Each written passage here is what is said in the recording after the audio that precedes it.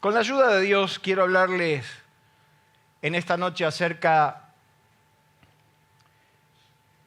de lo que muchas veces nos atormenta y de lo que muchas veces no nos deja ver claro, de lo que muchas veces nos borra la imagen de Dios en el momento que más nosotros necesitamos de Dios. Y es sobre las malas, ¿qué dice ahí? Conclusiones. Muchas veces hemos estado convencidos y hemos llegado a una instancia de asumir conclusiones que fueron equivocadas. De hecho, que Proverbios dice que hay caminos que al hombre le parecen rectos, pero el fin es camino de muerte. En reiteradas ocasiones en la Biblia, muchas veces está escrito que dice que los hombres hicieron lo malo ante los ojos de Dios. Yo estoy seguro que si podría ir para atrás y preguntarle a cualquiera de ellos, nadie me hubiera dicho saber que lo que estaban haciendo era malo ante los ojos de Dios, sino que ellos estaban convencidos que lo que estaban haciendo estaba bien.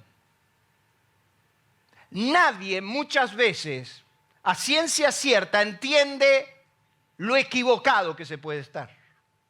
Y yo quiero preguntarle que con toda sinceridad me diga si usted alguna vez en su vida, viviendo la experiencia, se dijo a sí mismo, no puedo creer lo equivocado que estuve. ¿Le ha pasado alguna vez? ¿Y cómo es que no tuvo conciencia? O sea que se puede hacer lo malo ante los ojos de Dios, ignorando que ante nuestros propios ojos hicimos lo correcto.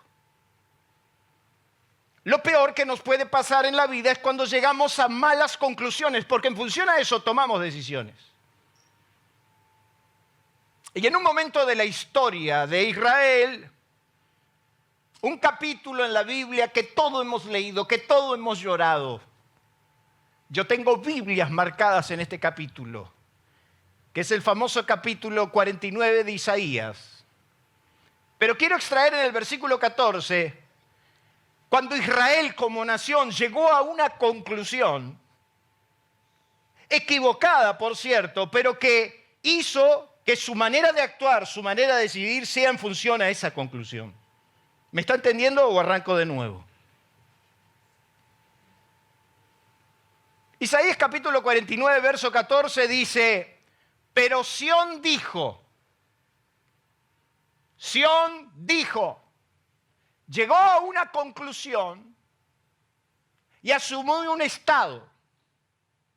¿Qué dijo Sión? Dígamelo usted. ¿Qué dijo Sión?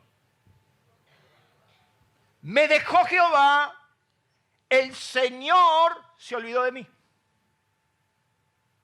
Sión es la iglesia, es Jerusalén, tipifica la iglesia.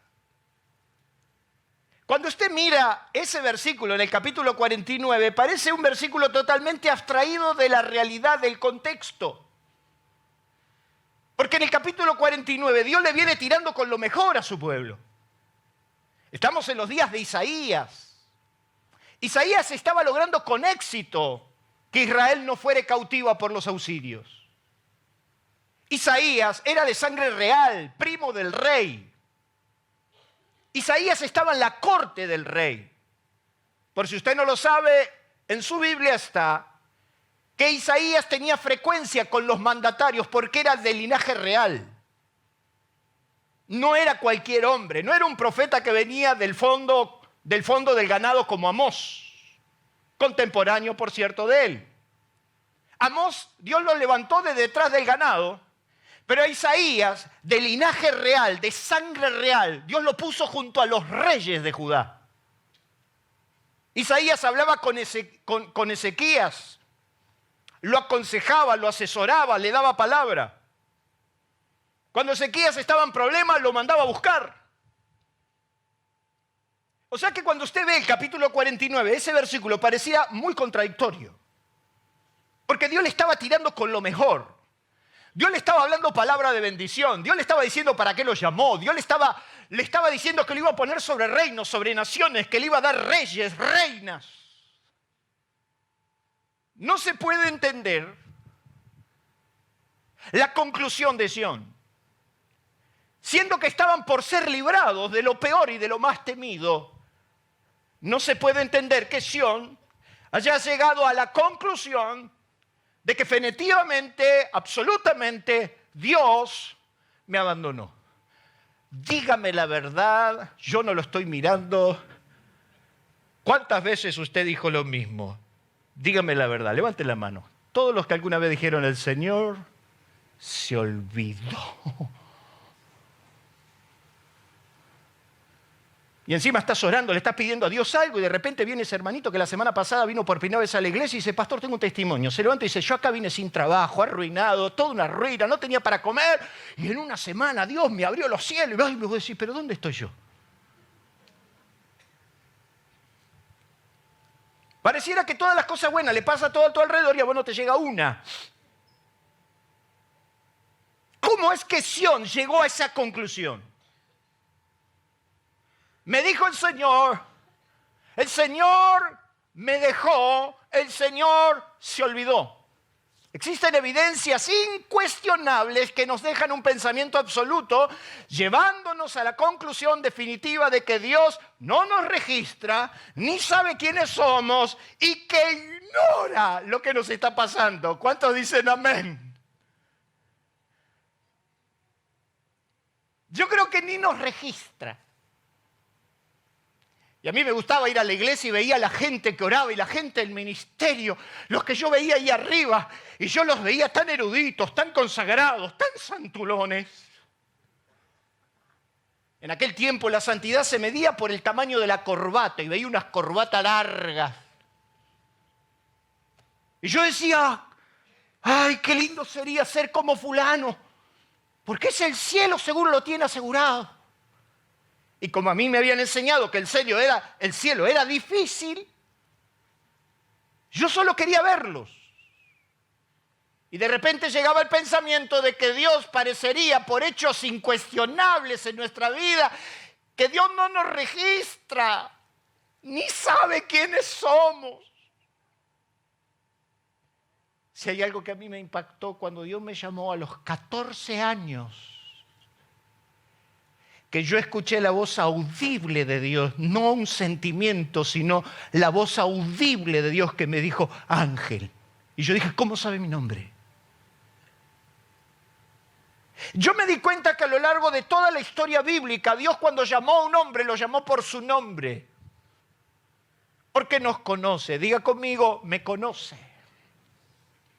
Pero hay momentos en nuestra vida donde nosotros pensamos que somos absolutamente ignorados, estamos totalmente de costado, Dios ignora lo que nos pasa y todo lo bueno le pasa a los buenos cristianos y todo lo malo nos pasa a nosotros los malos cristianos. Algo habremos hecho mal, algo dejamos de hacer, algo no hemos alcanzado, no hemos estado a la altura. Y entonces está bien todo lo que nos pasa. Sión había llegado a una conclusión. Y la pregunta es si usted no pensó alguna vez en eso. De llegar a la conclusión de decir decididamente permítanme graficárselo, orinado por un elefante. Está mal que lo que le dije, ¿no? Usted lo dice en otros términos. Más vulgar, porque usted es vulgar, yo no. Me decía un amigo, llueve sopa y salgo con tenedor y cuchillo a la calle. Más peor no me puede ir. Entonces llegamos a esa instancia donde creemos que definitiva y absolutamente, y es una conclusión. Y yo conozco gente, yo conozco cristianos que de ese estado usted no lo saca. Y yo no sé para qué vienen a la iglesia, yo creo que hasta vienen para molestar a los otros, porque vienen con una negatividad que cuando usted le dice, pero Dios te ama, no sé si, yo no creo que Dios me... Si Dios me hubiera amado, no me hubiera dado la esposa que me dio. Yo lo escuché.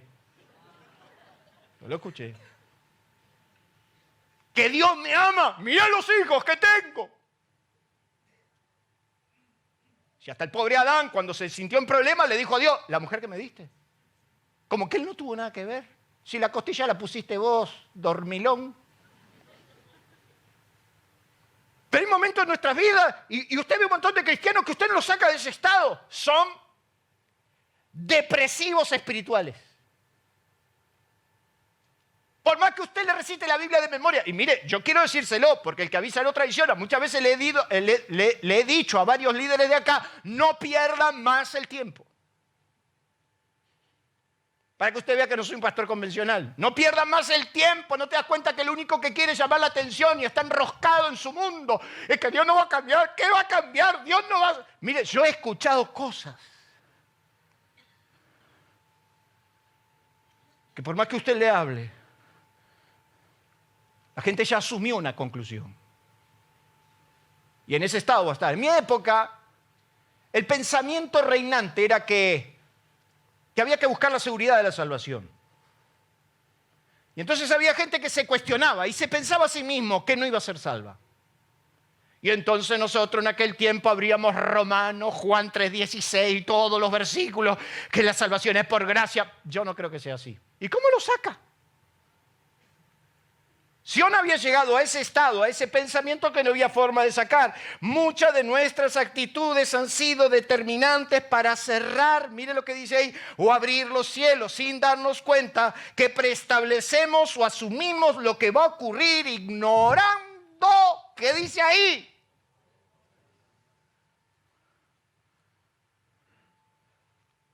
Y entonces ignoramos lo que Dios puede hacer. Porque ya tenemos un pensamiento preestablecido. ¿Qué vamos a lograr? ¿Qué vamos a hacer? ¿Qué vamos a poder? No lo vamos a poder hacer. Porque aparte lo intenté 1, 4, 5, 10 veces. Ya le creí, ya el gordito me habló, lo entendí, hice fe, desafío, creí, confesé. Y ahora mirá. Nuestras actitudes han cerrado los cielos y nuestras actitudes han abierto los cielos. Y hemos preestablecido y asumido literalmente estados que nos llevan a ignorar el favor de Dios. Y el favor de Dios es la gracia que puede hacer lo posible. El favor de Dios es lo que puede cambiar tu suerte esta misma noche. El favor de Dios, la gracia de Dios es lo que hace posible que lo que vos creíste que nunca vas a vivir, se puede vivir. Diga conmigo el favor de Dios.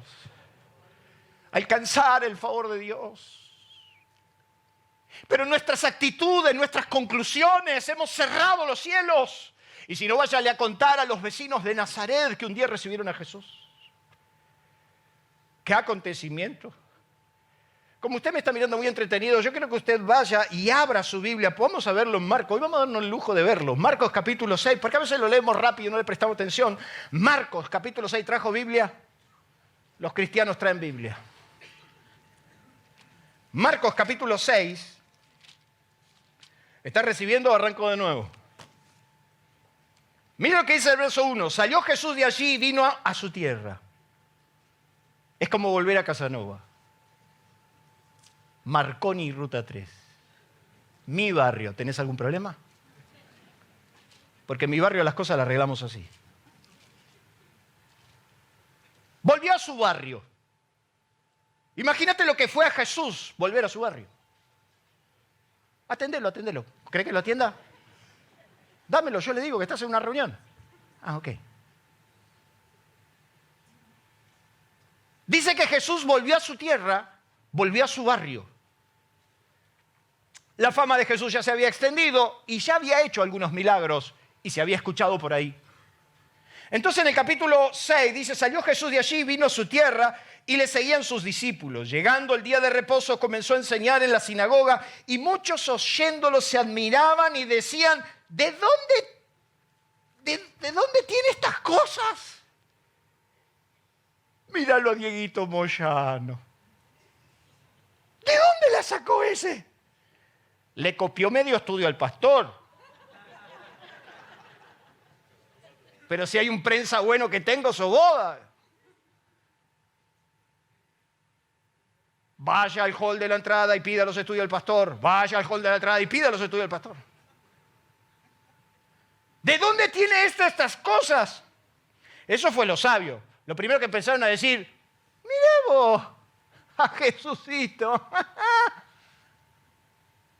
¿De dónde tiene estas cosas? ¿Qué sabiduría es esta que le es dada? ¿Y todo el milagro que por sus manos son hechos? Eso es una pregunta.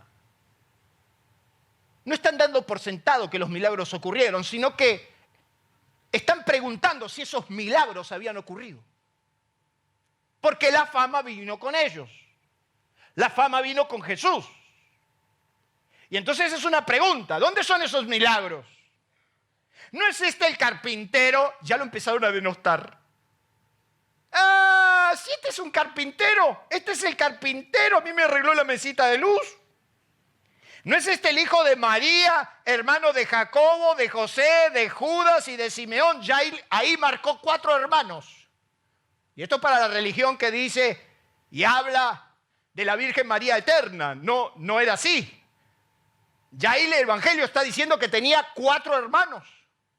Dice que sus hermanos eran José, Judas, Simón y Jacob. ¿No están también aquí sus hermanas? O sea, también tenía, ¿qué cosa? Jesús tenía hermanas. Decirle al que tenía al lado, supo lo que es tener hermanas.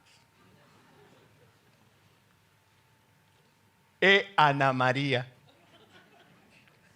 ¿No están sus hermanas? Y se escandalizaban con él. Otra traducción dice que se negaban a creer en él.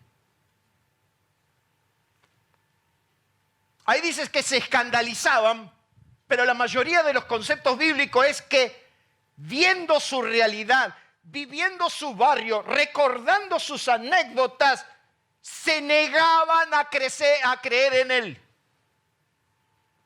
Y dijeron definitivamente y absolutamente, este sencillamente es el hijo de José. Y entonces dice que Jesús dijo, no hay profeta sin honra, sino en su propia tierra y entre sus parientes y en su casa. Es verdad, es verdad. Nadie me cree que yo salí de Isidro Casanova, nadie. Y mucho menos que fui el hijo de Nicola Caputo. ¿Usted sabe quién era Nicola Caputo? ¿No supo quién es Nicola Caputo? Bueno, usted se lo perdió. Un napolitano de ley.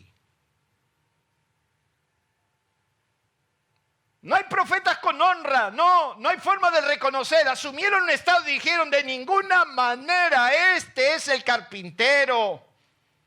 Y no pudo, verso 5, léalo, y no pudo hacer allí ningún milagro.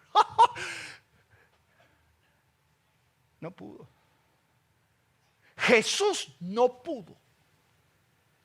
Eso es para todos los cristianos que ¿ves cómo somos de ignorantes nosotros? ¿Cómo nos falta cerebro? ¿Cómo nos falta pensar? Pues somos, amén. Porque no hay nada imposible para Dios. Amén. No es así. No es así. Cuando el ángel Gabriel le dice a María que Elizabeth está embarazada, le dice, porque no hay nada imposible para Dios, es una afirmación, pero eso no es una verdad absoluta. Pienso, Homero, pienso.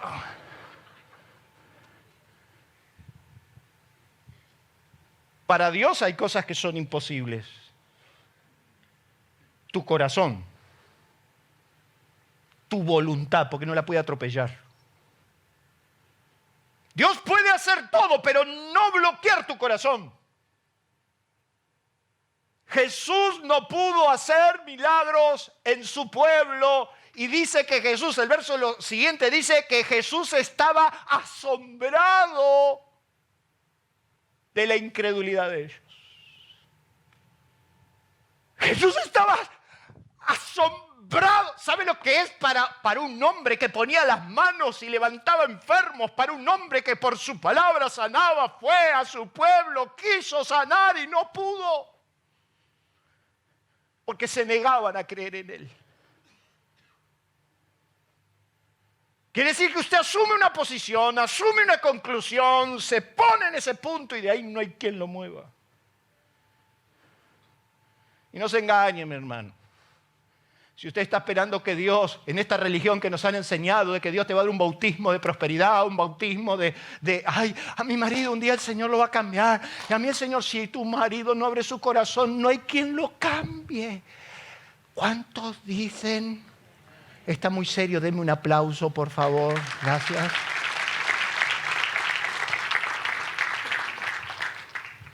Por más que Dios le hable a la iglesia, por más que Dios le hable a su pueblo, si su pueblo no se vuelve,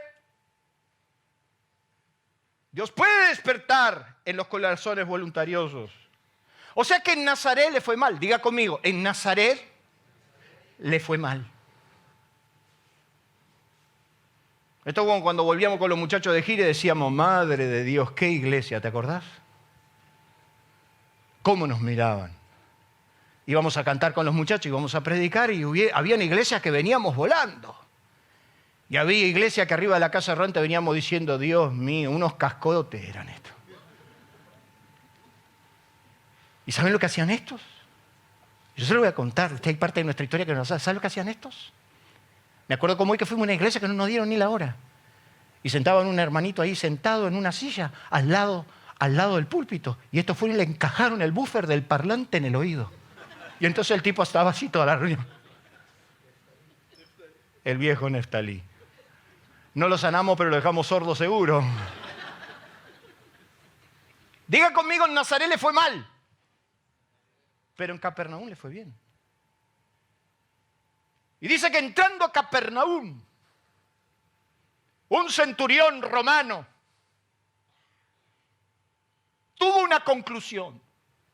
Y su conclusión fue, ven a sanar mi criado que se está muriendo. No vengas en persona, di tu palabra, me alcanza y me sobra. Y dice que Jesús se maravilló. Acá se asombró, pero acá se maravilló y le dijo a los que lo seguían, ni en Israel he hallado tanta fe. En su pueblo se asombró y en Capernaum se maravilló. ¿Por qué? Porque actitudes tuyas pueden cerrar o pueden abrir. Y cuando determinaste que eso va a ser así, no hay quien te mueva. Ignorar el favor de Dios. ¿Cuántos necesitan el favor de Dios? ¿Qué te hizo pensar que no lo vas a vivir? ¿Qué te hizo pensar que ya es tarde? ¿Qué te hizo pensar que ya no se puede? Si todavía seguimos soñando con una generación llena del poder del Espíritu Santo y que los ríos de Dios se derramen en nuestras iglesias, ¿cuántos creen en eso? ¿Cuántos necesitan ver eso? Ciertamente el favor de Jehová te seguirán. Porque tú, oh Jehová, bendecirás al justo y con un escudo lo rodearás de tu favor. Conclusiones. Mira qué interesante. Conclusión, dicen los que saben que es la acción y efecto de concluir. Resolución que se ha tomado sobre una materia después de haberla estudiado. Ya he estudiado esto, ya lo he vivido, ya me ha marcado y ya sé que definitivamente esto es así. Permíteme por una hora más dejar que Dios te borre la cabeza y te sorprenda. Miren lo que dicen los que saben, que la conclusión es determinar y resolver sobre lo que se ha tratado, es inferir, deducir y escurrir una verdad, producto de lo ocurrido, cómo nos ha marcado la experiencia. Entonces por eso en esta noche quiero hablarles sencillamente cómo contradecir esas conclusiones que quizás están equivocadas. En primer lugar, cómo usted puede contradecir sus propias conclusiones que quizás están equivocadas, en primer lugar con la historia. Tu historia. La historia. Lo que se asocia a la historia es el ejercicio de la memoria. Y siempre he dicho que un pueblo sin memoria es un pueblo sin historia. Fue siempre lo único que Dios le pidió a su pueblo. Dios siempre le pidió a su pueblo que ellos mantengan viva la historia. Siempre le dijo Dios a su pueblo que estén meditando sobre las cosas que pasaron. Siempre Dios le dijo a su pueblo que estén todo el tiempo pensando en los grandes hechos y en las grandes obras que Dios había hecho con ellos.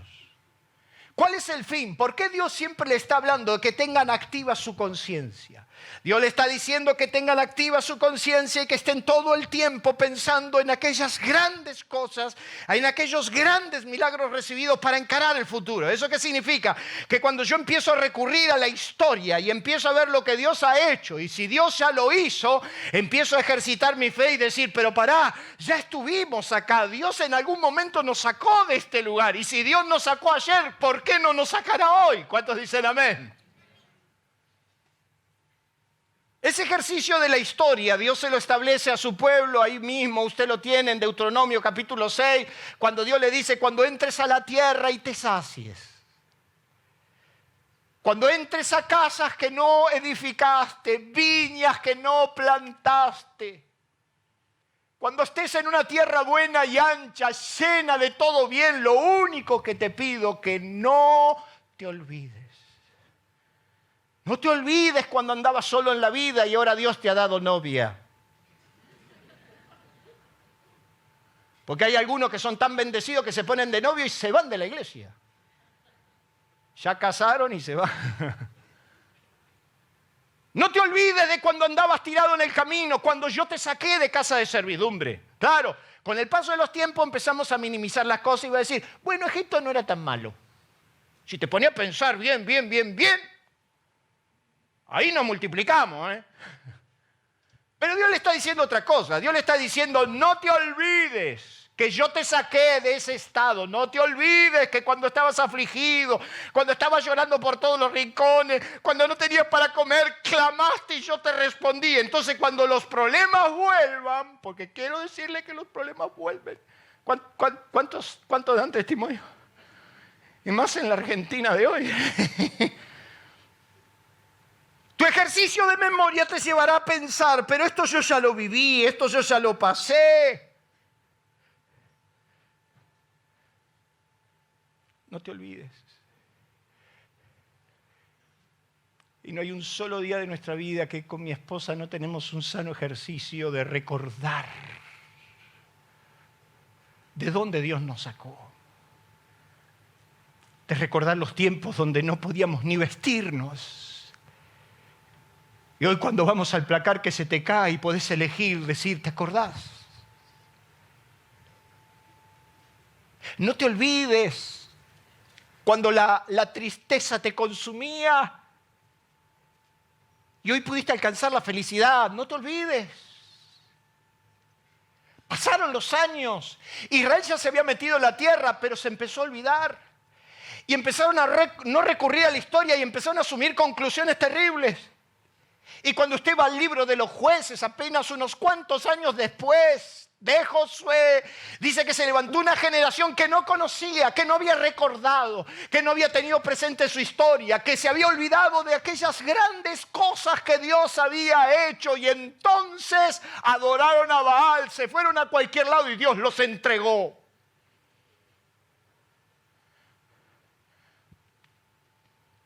Entonces tu historia es la que te vuelve al eje. La historia que te muestra frente a tus ojos que muchas veces estuviste en zona de riesgo y Dios te salvó. ¿Cuántos dicen amén? Y si Dios lo hizo cuando hace 20 años, hace 10 años, ¿qué te pensás que no lo va a hacer ahora? Dios instruyó a Moisés lo que Hebreos nos narra en el capítulo 9, que detrás del velo, dentro del arca del testimonio, que era el arca del pacto, habían 3 cosas. Dios estableció que ponga una urna el maná que habían recibido durante 40 años. Y dice, y pondrás adentro de una urna el maná con el que te alimenté 40 años y lo pondrás adentro del arca. Pondrás la vara de Aarón que reverdeció adentro del arca. Yo no sé cómo hizo para meter la vara de Aarón, pero dice que tuvo que meter la vara de Aarón que reverdeció. Y por un acto milagroso el maná no se pudrió. Y por un acto milagroso la vara siempre quedó floreciente. Y pondrás las tablas de la ley. ¿Por qué Dios le dice a su pueblo que en ese lugar llamado lugar santísimo estaban estas 3 cosas? Porque el maná representaba la provisión sobrenatural de Dios para con el hombre. 40 años comiendo maná. Mira si te toca comer 40 años la tarta de tu esposa.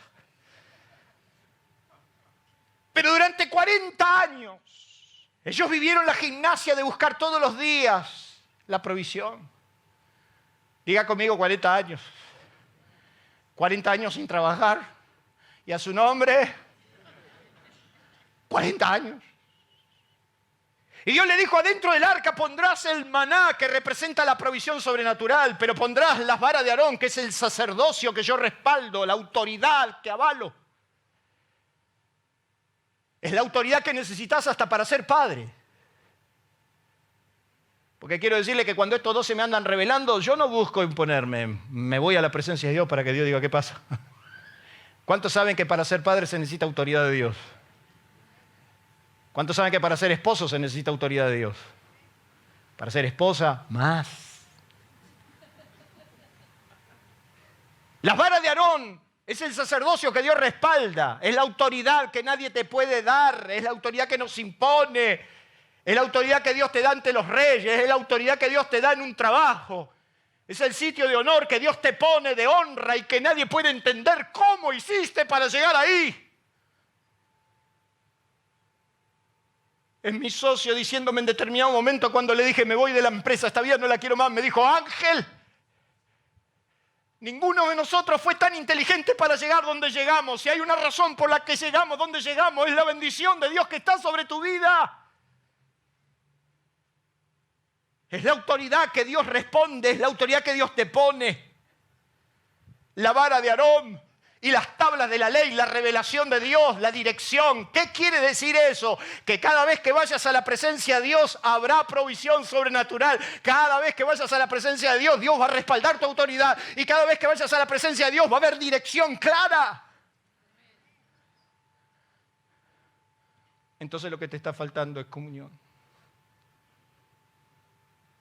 Es volverte a Dios para escribir tu propia historia. Salmo 94, 14, anótese ese versículo, a mí me ha hecho llorar. Salmo 94, 14, mire lo que dice. Porque no abandonará Jehová a su pueblo, no desamparará su heredad. ¿Cuánto dice? Amén.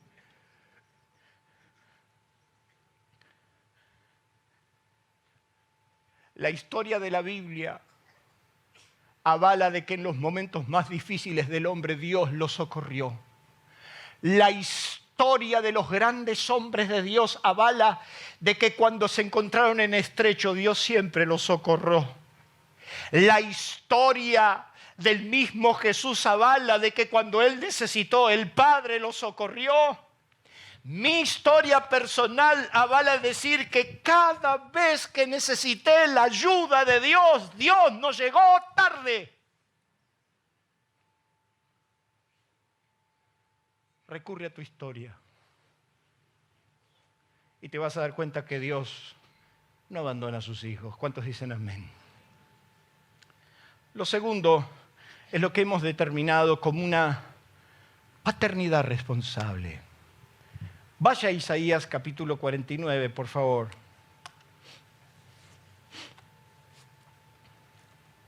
¿Está recibiendo, hermano?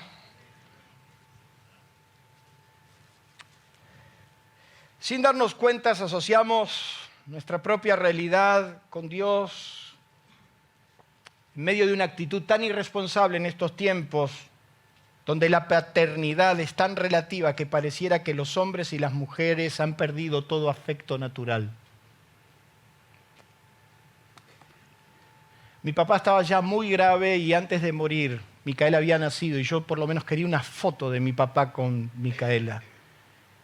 Y cuando apenas se la pude poner en sus brazos porque ya no podía estar más, tengo una sola foto con mi papá, con mi hija.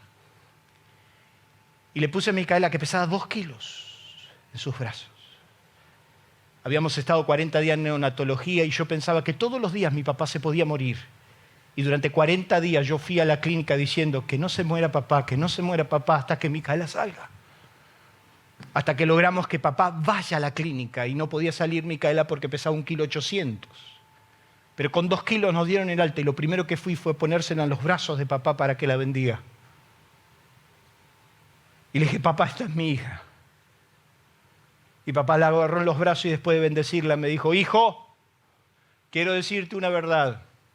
Mira que uno es padre hasta que se muere. Y al principio no lo entendí, hasta que con el paso de los años me di cuenta que uno es padre hasta que se muere. Y esa actitud de paternidad responsable me hace pensar de que Dios como Padre no actuaría de otra manera. Entonces en Isaías capítulo 49, dice la Biblia en el versículo 14, pero Sión dijo, me dejó Jehová, el Señor se olvidó de mí. ¿Se olvidará la mujer de lo que dio a luz para dejar de compadecerse del hijo de su vientre? Aunque olvide ella, yo nunca. Mirá lo que le está diciendo Dios, mirá lo que estás pensando vos y mirá lo que estoy pensando yo.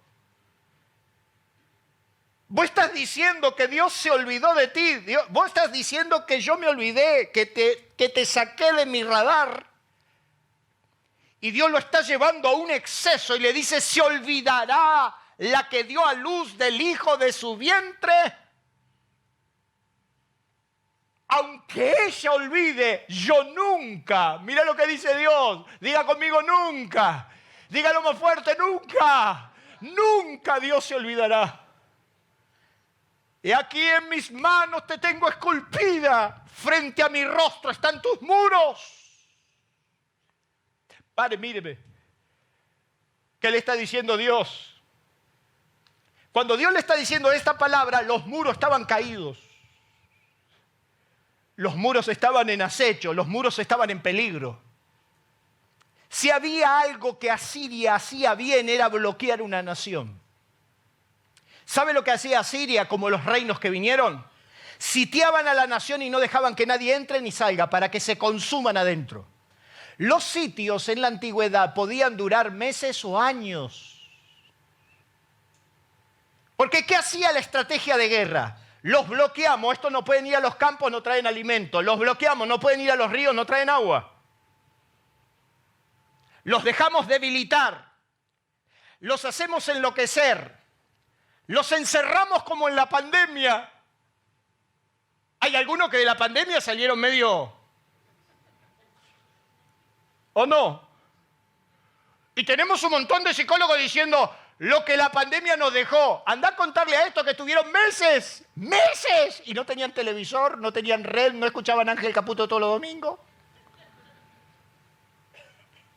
Los bloquearon. Sión estaba diciendo, se olvidó de mí, el Señor se olvidó de mí. Y el Señor le dice, tus muros, tu acecho, tu debilidad, tu quebranto, tu dolor está siempre frente a mis ojos. ¿Por qué llegó a esta conclusión equivocada Israel? Capítulo 49, verso 4 tiene la primera razón. Si usted el versículo anterior, vamos a leerlo, los versículos anteriores, capítulo 49, verso 1, mirá lo que Dios le dice, oídme costa y escuchad pueblos lejanos, Jehová me llamó desde el vientre, desde mis entrañas, mi madre tuvo mi nombre en memoria y puso mi boca como espada aguda, me cubrió con sombra de su mano, me puso por saeta bruñida, me guardó en su aljaba, mirá lo que está diciendo. Dios me guardó en su aljaba, me cuidó en su lecho, en su privacidad. Me cuidó del mal. Me sentí cuidado, mimado, abrazado. ¿Cuántas veces usted sintió esa experiencia? Me guardó del mal, me cuidó. Está diciendo Isaías, mire lo que dice el versículo 3, y me dijo, mi siervo eres tú, oh Israel, porque en ti me gloriaré. Otra traducción dice, y sobre ti traeré mi gloria. Pero en el verso 4 usted encuentra la primera razón. Mire lo que dice, pero yo dije, ahí empezó mal. Pero yo dije, por demás he trabajado. En vano y sin provecho he consumido mis fuerzas. ¿Qué está diciendo Isaías? En determinado momento, ¿qué está diciendo Israel? En determinado momento, trabajé en vano. Mira todo lo que di por mis hijos. Mira todo lo que di por la iglesia. Mira todo mi esfuerzo. Fue en vano si nadie lo valora. Fue en vano porque no lo logré y estaba ganando. O sea que tu imagen puede ser muy distinta a la que Dios está obrando. Entonces en el versículo 7, ahí encuentra la segunda razón. Así ha dicho Jehová, Redentor de Israel, el santo suyo. O sea, le está hablando Dios a ellos. Dios le está hablando ¿a quién? A Isaías. Dios le está hablando a su pueblo y le dice, aunque este es un versículo profético, pero le está diciendo en vivo: al menospreciado de alma, al abominado de las naciones, al siervo de los tiranos, eso era.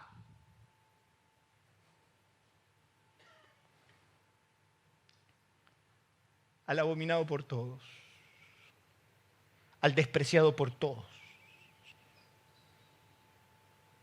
al que lo usaba todo el mundo.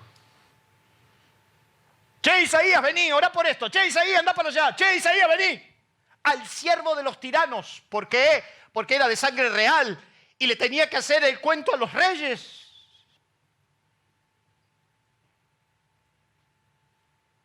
Ezequiel lo llama y le dice: Sennacherib nos está socavando. Andá y orá a tu Dios. Y ahí iba Isaías. Ezequiel lo llamaba y le decía: estoy enfermo por morirme, orá. Y ahí iba Ezequiel. Al siervo de los tiranos. Y vos te quejas de tu jefe.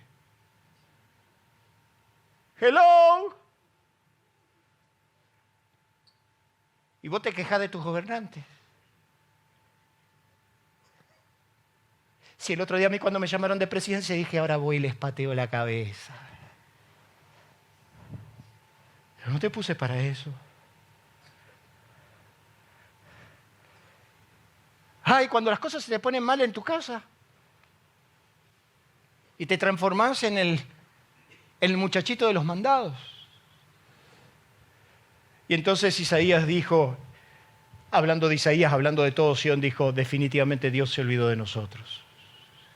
Y Dios le dijo: yo nunca me olvido de mi pueblo. ¿Cuántos dicen amén? Dios es un Padre responsable que nunca nos abandona. ¿Sabe cuál fue mi oración en todos estos últimos años? No me abandones. Y hay momentos en la vida donde pensás que estás solo. Y hay momentos en la vida con que pensás que las cosas ya no salen más. Y lo único que te podés decirle a Dios: Dios, no me abandones. Y entonces cuando vienen esos pensamientos, cuando vienen esas conclusiones sobre tu cabeza, te das cuenta que nuestro Padre es un Padre responsable que nunca abandona a sus hijos.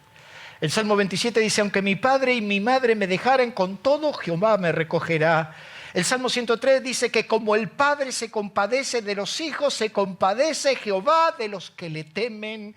Mire qué interesante, porque Mateo capítulo 7 verso 11 dice Jesús: pues si vosotros siendo malos saber dar buenas dádivas a vuestros hijos, cuánto más vuestro Padre celestial le dará buenas cosas a sus hijos. Romanos capítulo 8 verso 15 dice un versículo impresionante: pues no habéis recibido el espíritu de esclavitud para estar otra vez en temor, sino que habéis recibido el espíritu de adopción, por el cual clamamos. Y mire lo que dice Romanos: Abba, Padre. Escuche y présteme atención. En ninguna parte del Antiguo Testamento esa palabra está escrita. Por si usted no lo sabe, la palabra Abba, Padre, es una definición aramea que no aparece en toda la Biblia. Palabra aramea que Jesús usó en reiteradas ocasiones para dirigirse a su Padre. O sea que muchas veces que usted lee en su Biblia que Jesús dijo: Padre mío, te doy gracias, lo que está diciendo es: Abba, diga conmigo, Abba, Padre. Esa definición es una definición que Jesús introduce en el Nuevo Testamento. Y es una definición que tiene una connotación y una profundidad que usted tiene que saber. Los cristianos, como lo escucharon a Jesús, la empezaron a usar. Los cristianos de primera generación la usaban constantemente para expresar, escuche, una relación muy íntima, muy cercana, muy extrema y de confianza entre Dios y su Hijo. Da la connotación de decirle cariñosamente, abrazándole los cachetes y diciéndole a su papá, papito querido.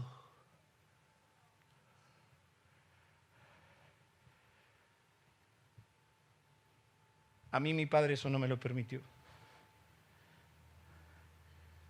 Y en la antigüedad existía la diferencia entre el padre y el hijo.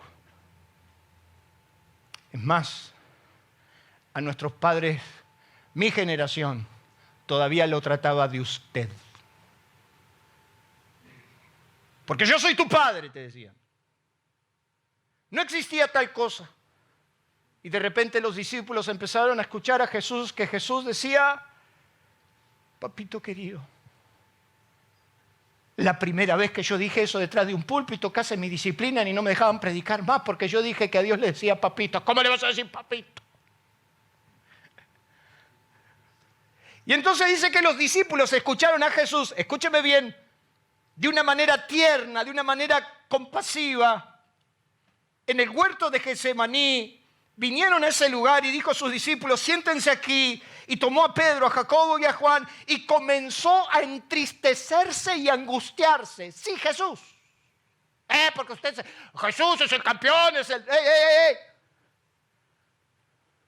Jesús estaba moqueando como usted también. Angustiarse y entristecerse hasta la muerte. Y comenzó a decirle a los discípulos, estoy triste, mi alma está triste, deseo la muerte, viene la muerte. Y dice que Jesús se tiró a un costado y dice que clamaba y decía, Abba, Abba, Abba Padre. Le estaba diciendo, papito mío, papito tierno, papito querido, papá, ayúdame papá. Es tu hijo desesperado diciendo, papá, te necesito. Nunca en toda la Biblia esa palabra se había escrito hasta que los discípulos cercanos a Jesús empezaron a entender el nivel de intimidad, de aprecio, de comunión, el nivel de confianza que los llevaba a Jesús a decirle, papito querido. Pero nosotros somos tan místicos, somos tan Reina Valera que cuando oramos Padre Dios Todopoderoso, Omnipotente, y le recordamos toda la Biblia, lento para la ira, grande misericordia. Cuando hay veces que lo único que necesitamos decirle es papito querido, solo te necesito. Y entonces es el apóstol San Pablo, ¿quién no? Que por revelación del Espíritu le escribe a los Gálatas y le dice, ustedes fueron adoptados como hijos y Dios envió a sus corazones el Espíritu de su Hijo, el cual clama, Abba, Abba, Padre. Hay momentos en tu vida donde la oración tiene que ser mucho más corta, hermano. Y donde solo le decimos, papito querido. ¿Cuántos dicen amén? Pero si un hijo me dejó el Señor. Y si esa conclusión ha llegado a tu corazón, usted no solamente tiene que aceptar una paternidad responsable, Dios es Padre, no lo va a abandonar. Y para ir terminando, pensar en la fidelidad de Dios. ¿Sabe usted lo que significa fiel? Fiel es que guarda fe, que es constante en sus afectos, en el cumplimiento de sus obligaciones, que no defrauda la confianza depositada en él. Diga conmigo, que no defrauda la confianza depositada en él. Fidelidad significa, en términos reales, fidelidad significa lealtad. Quiero que usted me preste atención. Me voy a tomar solo 10 minutos. Dios le dice a su pueblo en Deuteronomio, conoce pues que Jehová es Dios fiel. Si yo digo, ¿cuántos saben que Dios es fiel? ¿Cuántos dicen amén? ¿Usted sabe que Dios es fiel? ¿Sabe usted que la fidelidad es algo que se conoce en el tiempo y en las circunstancias adversas? ¿Sabe usted cuándo se da cuenta que alguien es fiel? Cuando la circunstancia lo empuja a no serlo. Cuando tiene todo para romper todo y es fiel, y decide ser fiel. Mi esposa hace 30 años atrás tenía toda la derecha, esa mujer tenía toda la derecha del mundo para dejarme. Porque como esposo la defraudé. Porque la llevé a la ruina y la encadené a 10 años de miseria. Esa mujer tenía derecho para abandonarme. Decidió ser fiel. ¿Cuándo usted conoce que alguien es fiel? Cuando se pone a prueba la lealtad. Cuando usted tiene todo el derecho de decir, hasta acá llegamos, flaco. Y entonces ahí se pone a prueba la lealtad. Esdras está edificando la nación con Nehemías. Levantan la nación y la ponen sobre el altar. Después de 70 años de cautiverio, Esdras, el escriba, se le da la responsabilidad de leer en una plaza frente a todo el pueblo con Nehemías a su derecho. Dice que Nehemías era el gobernador, él era el sacerdote y estaban los levitas. Dice que Nehemías había establecido a los cantores, a los directores de alabanza, había establecido a los levitas para que cantasen y para que lo hacen a Dios. Cuando Dios restablece la nación, convoca a los levitas, convoca a los sacerdotes, pero también convoca a los guardas del templo, convoca a los servidores del templo. En la misma línea, si usted lee el Esdras y Nehemías, en la misma línea estaban los sacerdotes, los levitas, los servidores del templo y hasta dice los porteros, Lucho. Y dice la Biblia que se le pide a Esdras que lea la ley. Y entonces la Biblia nos dice que en la plaza mayor, Esdras sobre un púlpito de madera, elevado sobre todo el pueblo, empieza a recitar desde el alba, desde que sale el sol hasta la tarde, los mandamientos de Dios. Y dice que el pueblo escuchó con oído atento y puso su espíritu para entender. Y los levitas bajaban y hacían entenderles las palabras de la ley.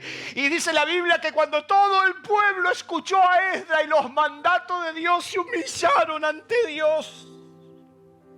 Y dijeron, hemos pecado, hemos errado, hemos equivocado el camino.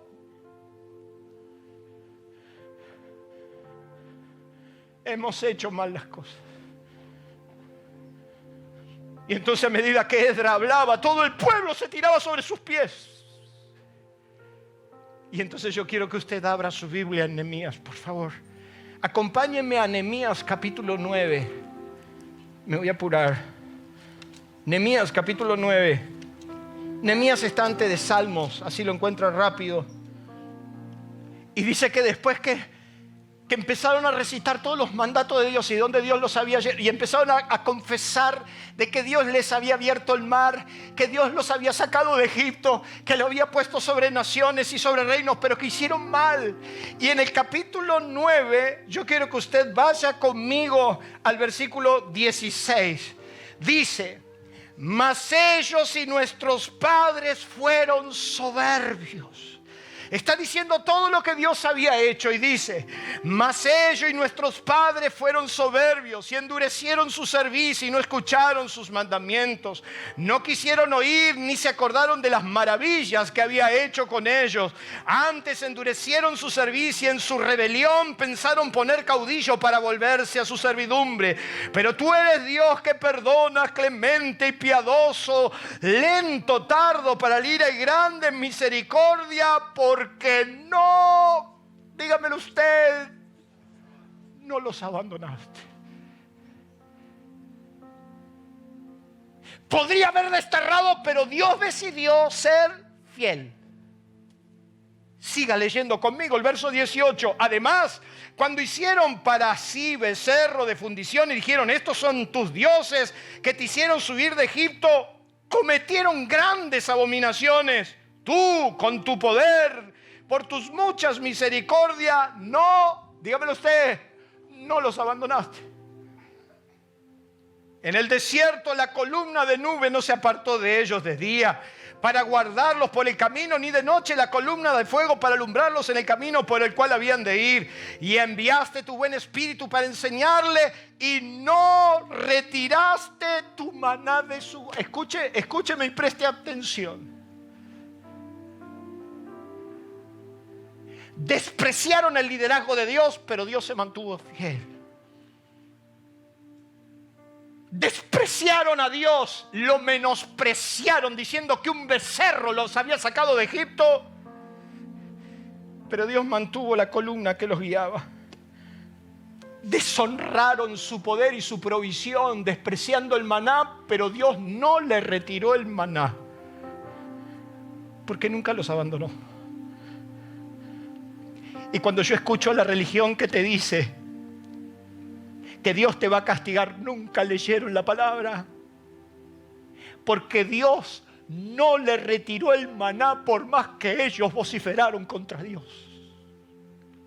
No les quitó la columna, podía haber dicho que se mueran en el desierto, y hasta lo intentó.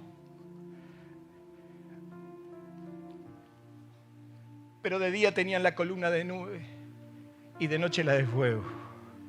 Israel nunca estuvo en el centro de la voluntad de Dios. Escúcheme. Israel nunca estuvo en 40 años en el centro de la voluntad de Dios y Dios lo sostuvo igual. Dios lo dirigió igual. Porque Dios nunca te abandona. Denle un fuerte aplauso a Dios.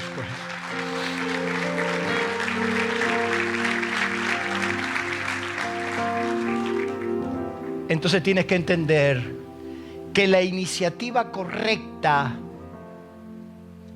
es que Dios te va a buscar. Dice la Biblia,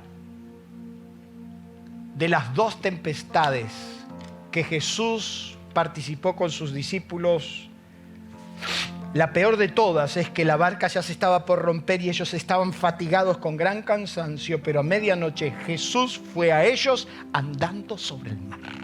¿Quién fue a quién? Jesús fue a buscarlos. Y Jesús te sigue buscando a pesar de todo, a pesar de lo malo, a pesar de lo que dijiste, a pesar de tu conclusión.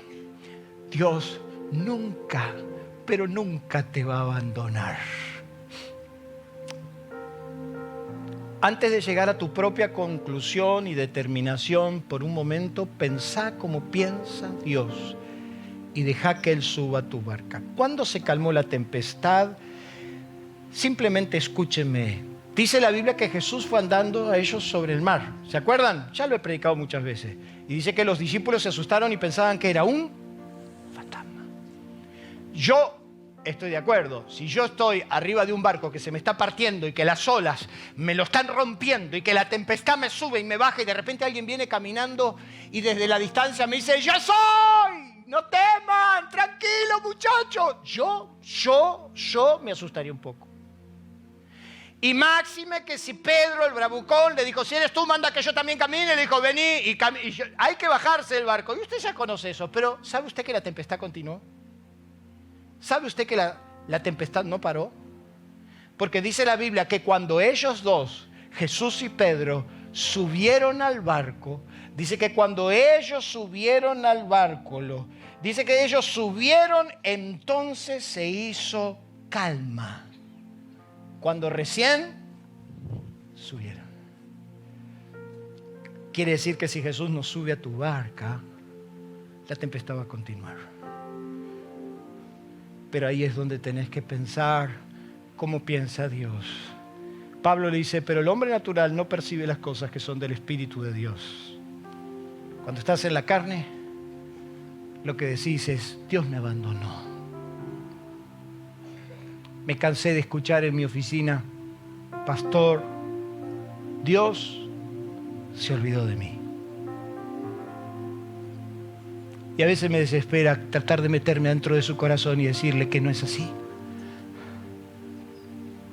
Pero la mayoría de nuestras conclusiones es, Dios me abandonó. Y cuando miramos todo lo que pasa a nuestro alrededor, pensamos que Dios se olvidó. ¿Por qué? Porque el hombre natural no percibe las cosas que son del Espíritu. O sea que a no ser que tengas un acercamiento a Dios, usted nunca se va a dar cuenta lo cerca que está de su bendición. Cierre sus ojos, incline su rostro.